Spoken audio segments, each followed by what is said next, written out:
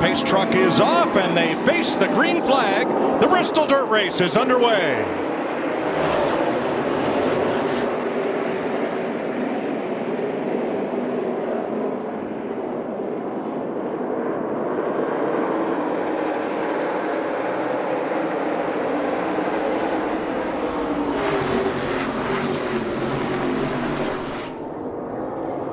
Denny Hamlin, lap 1. How cool is this? Seeing these Cup cars slide these cars sideways around this high banks here at Bristol. That is awesome. And it takes me right back to the job this track crew did preparing this racetrack. 3 wide you see already. Perfect track conditions. This track is only going to get better. It'll wear out. You see Denny Hamlin moving up. And Kyle Busch steals the lead. Now, Kyle Busch is one of those guys. Yes, he's a Cup champion, but he does have quite a bit of dirt experience. No surprise that he takes the lead here early. And that takes me right back to what we saw Martin Truex Jr. do in that truck race. Getting to the lead, getting out in that clean air. I know you don't want to, we don't talk about that on dirt, but hey, wait a minute. We've never been on dirt, but I don't know. Maybe it means something. So on the bottom, Corey LaJoie in the 7. He's trying to stay on the lead lap. That could be a tall order. Oh, heavy damage. And he gets hit hard. Right in front of your leader, Martin Truex Jr. barely got through that. Barely got through there, and he was able to stay in the lead also, I believe. Anthony Alfredo, I believe, is who and that piled into it. Tore up. And Corey LaJoie, who was fighting to stay on the lead lap, will not. Gonna need some dude wipes to clean this up. Oh, low-hanging fruit, Clint. Hey, trying to give them some love. They need it. Shane Golobeck, one of the dirt track specialists, driving B.J. McLeod's car, the 78 in this race. Well, that 10 car's done. Wow. Caution at lap 41. On a dirt track, you don't need all those body panels and for aerodynamics, but that you might need the front radiator, though. That thing is destroyed. Yeah, you see the 10 of Almirola got a little bit too low, maybe got into that dirtle. Well, Golobeck moved up just a little bit right there and gave him a little bit of room to get his nose in there. He tried it, just not enough. Got up on that dirt, like you said, and spun out. You can see he was looking underneath of him. I don't think. Yeah, that was actually Stuart Friesen. He was trying to get underneath.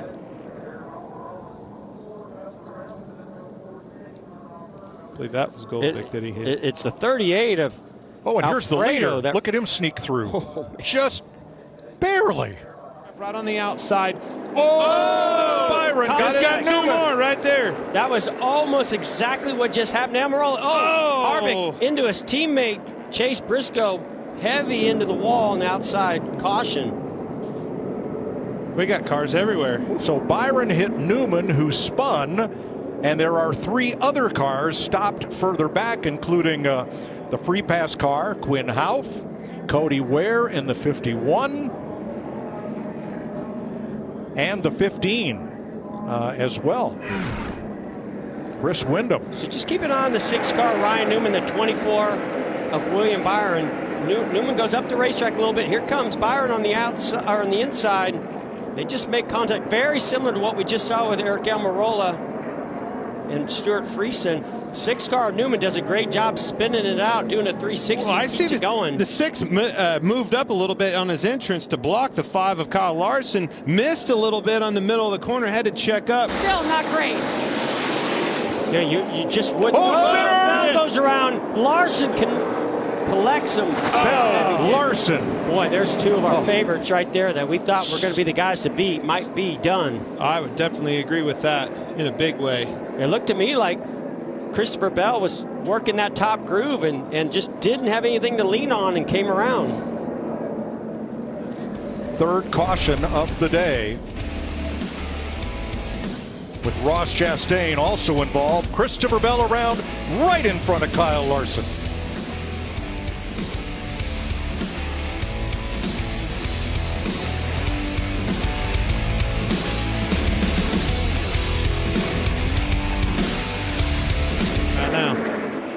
Third place, Suarez trying to hold off Hamlin.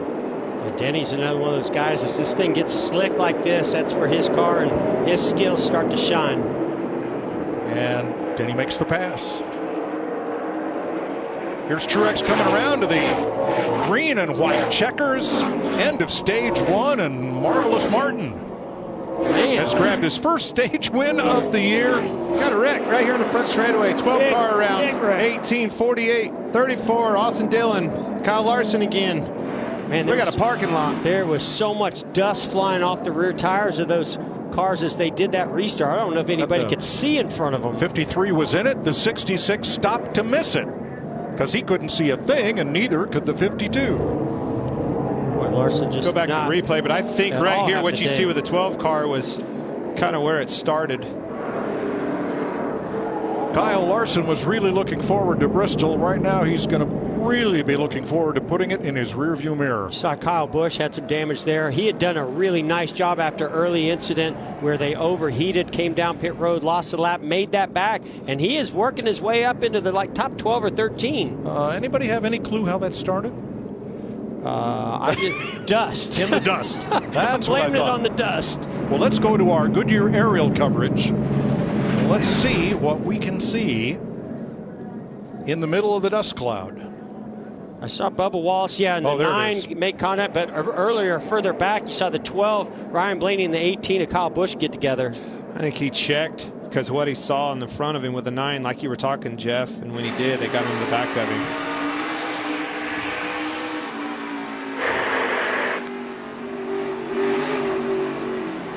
Oh, man, he couldn't see. He couldn't see anything. I don't even know if he knew he was wrecking. Lock it down if you can. Spun out. Lock it down if you can.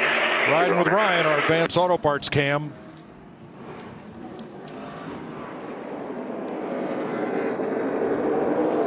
William Byron had a good start, but he's eating Suarez dust. Got a wreck right here in the front straightaway. 12-car around. 18:48, 34. Austin Dillon, Kyle Larson again.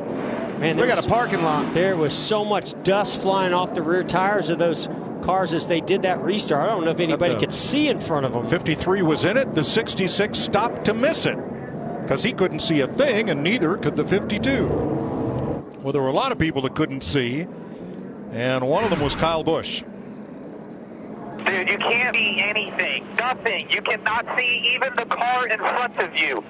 Seeing these guys slide these cars sideways around this racetrack has been very exciting, and I agree, especially after. Around goes Cody Ware, and out comes the caution. Joey Logano, second stage win of 2021. And there was a lot of speed, tried to get it turned, did a nice job actually. Spin out front straightaway, and the caution is out with 4 to go. Boy. Oh, no. Mike Marlar. Right rear tire down. Here it is. On the dirt at Bristol. This is the one you've been waiting for. Credit 1 overtime. Oh, he got a good jump with him. You called it. He tried to go to the outside. I don't agree with it. I think this. And Martin Truex went straight. I think he's got a right front issue or something. And here comes Ricky Stenhouse Jr. to the bottom. Yeah, that top group did not work for Denny Hamlin. I didn't think it would. That's the best thing for Joey Logano was to see that side-by-side battle in his mirror. White flag. I think a right front flat on Martin Truex Jr. Wow, how about the job? Ricky Stenhouse Jr. What a great job. Second place right here. It's going to be an awesome finish for them. Close as he can get to Joey Logano. Stenhouse sends it in, but Logano is going to win the dirt race at Bristol. How about that? Joey Logano. Unreal. I got to tell you, I mean, guys, what a race. What a battle. All these different leaders. Joey Logano is pumped up to win this dirt race here at Bristol. Earlier today, Vince Welch and Michael Waltrip called him out. Oh, yeah, baby. They said, Baby, that's it. Blaney won last week after being up in the booth. Joey, you got to go. And he did And he did. And Martin Truex goes from 3rd to 19th. Last car on the lead lap after cutting down a tire. Logano, Stenhouse, Hamlin, Suarez, and Ryan Newman, the top 5. Byron, Reddick, Blaney, Jones, and Elliott, the top 10. What I saw right there, Jeff, you had a choice. You had to go to the outside and try to pass him clean, or you had to get in there and rough him up. He chose to do probably the cordial thing. Wasn't the winning move, however. I think he's going to think twice about it, though. Now watch third place there, the 19. Truex just goes up. Man, the car just never turns. Tire issue right from the beginning. And Stenhouse capitalizes on Hamlin.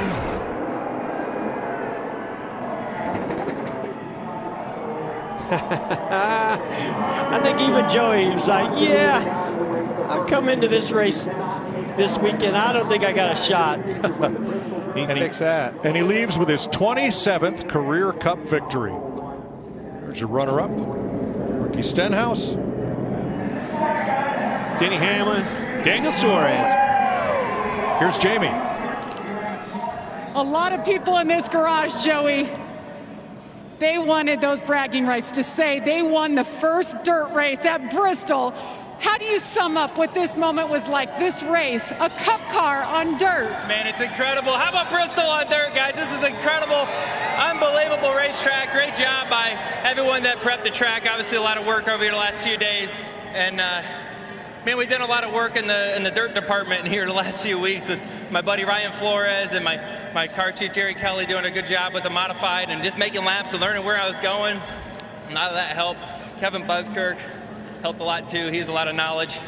And obviously Paul Wolf, this team, great car, obviously, to be able to execute the race we did and get a win. I was getting nervous. There's so many first-time winners and different winners than there's typically been. I was like, we got to get a win next year. We get in the playoffs. So it's amazing to get this Shell Pennzoil Mustang in the victory lane at Bristol. It's nothing like winning at Bristol, but putting dirt on it and being the first to do it is really special.